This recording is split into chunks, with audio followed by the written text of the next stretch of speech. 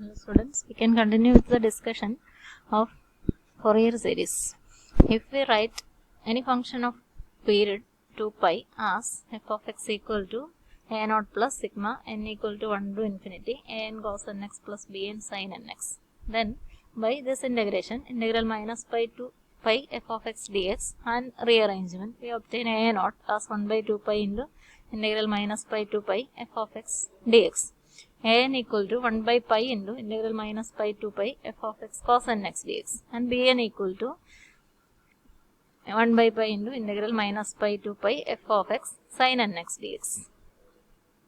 Note that an is the coefficient of cos n x. അപ്പോൾ ചെയ്തത് integration f x cos n x d x. കോൺസ്റ്റന്റിന് sine എക്സും ഇല്ല, cos എക്സും ഇല്ല, മൾട്ടിപ്പിൾസും ഇല്ല.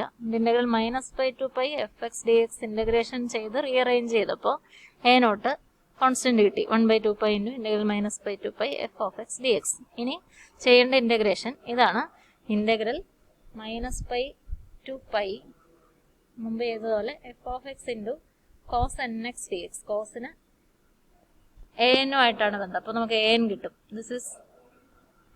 This gives an expression, and from that expression we can write this form 1 by pi an equal to 1 by pi into integral minus pi to pi f of x cos n x dx. അതുപോലെ bn എന്ന് പറയുന്ന sin n x ന്റെ coefficient ആണ്. ഈ integration ചെയ്യാം.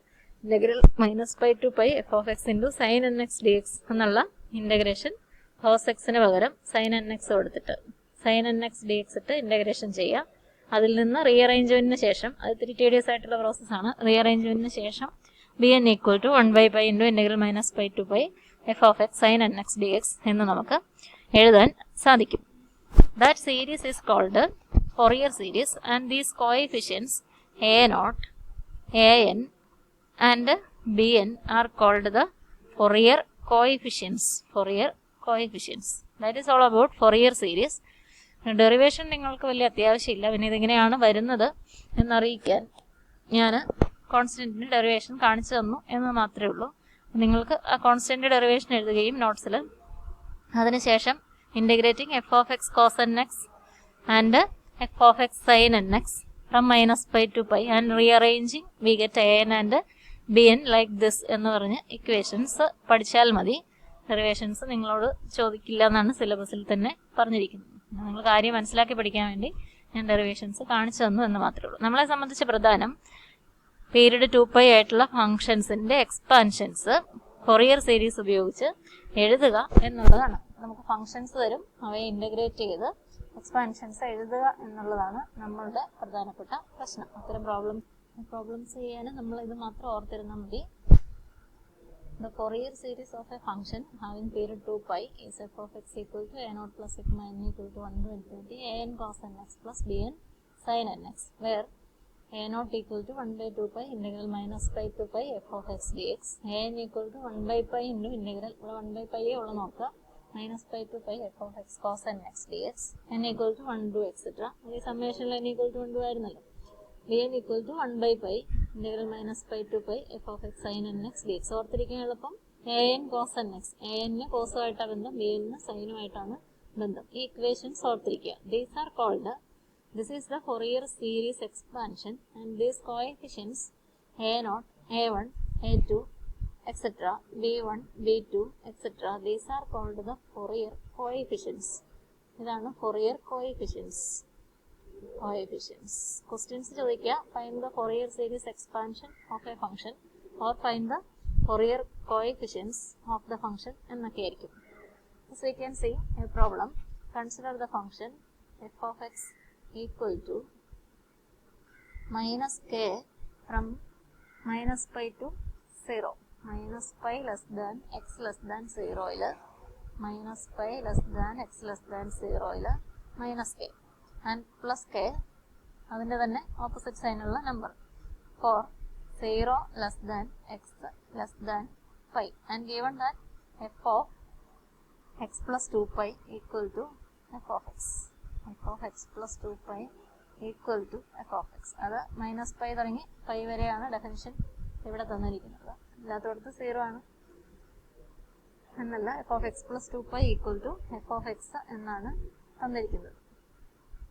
അപ്പോൾ നമ്മൾ ഈ പറഞ്ഞ കാര്യം the Fourier series of any function having period 2 pi can be written by this formula and we have to find the Fourier coefficients a0, a1, a2, b1, b2, etc. അത് കണ്ടുപിടിക്കണം. First we can find a0. a0 എങ്ങനെ കണ്ടുപിടിക്കാം? a0 equal to 1 by 2 pi into ഒന്നുമില്ല, formula apply ചെയ്ത് integrate ചെയ്താൽ മതി. Integral -π to π. Derivation എങ്ങനെയാണെന്നൊന്നും ഓർത്തിരിക്കേണ്ട കാര്യമില്ല. F of x d X, ഇതാണ് ഫോർമുല.